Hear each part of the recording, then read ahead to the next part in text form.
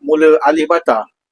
Ya, Saya belajar. daripada alif bata basic, betul-betul basic.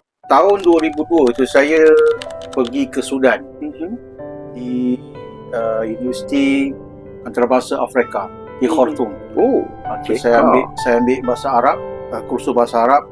Dia ada markas bahasa Arab di situ dalam bawah universiti.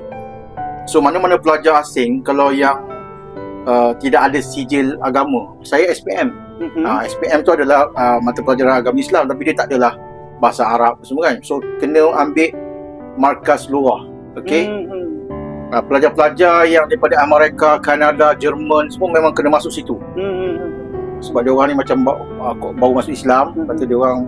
So saya bermula di situlah dengan pelajar-pelajar asing ni. Mula alif bata. Ya, daripada alif bata basic, betul-betul basic. Ya, alif bata. Betul. Saya memang belajar daripada alif bata sampai adalah belajar nahwu, saraf apa semua, sampai kita boleh buat karangan dalam bahasa Arab. Ada subjek-subjek berkaitan dengan inilah, memahami petikan. Lepas tu banyaklah kita belajar tafsir ringkas, asas kepada tafsir hadis. Habis di Makan Lorah ni kita boleh masuk tahun 1 di situ. Tapi saya dapat tawaran untuk ke Yaman, Universiti Sains dan Teknologi di Yaman. Saya sambung degree di sana dalam pengajian Islam. Di Yaman berapa lama Ustaz? Dia kalau ikut 4 tahun.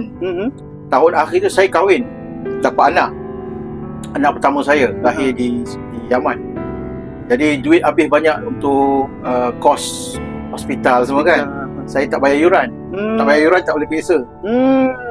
Jadi saya tangguh setahun. Tahun depan tu baru saya register balik untuk beberapa subjek yang saya tak dapat ambil lah. Semester, saya ingat 1 semester kot saya ambil. So bila extend tu jadi 5 tahun lah. 5 tahun. So total semua 5 tahun. Lepas tu dapat bayar apa semualah. Alhamdulillah masa tu takdirnya tahun yang sama anak saya lahir, saya dapat tawaran bekerja sebagai koresponden akhbar, sebagai wakil akhbar di luar negara. Mana tanya apa cerita dunia, motivasi kejayaan hidup penuh warna.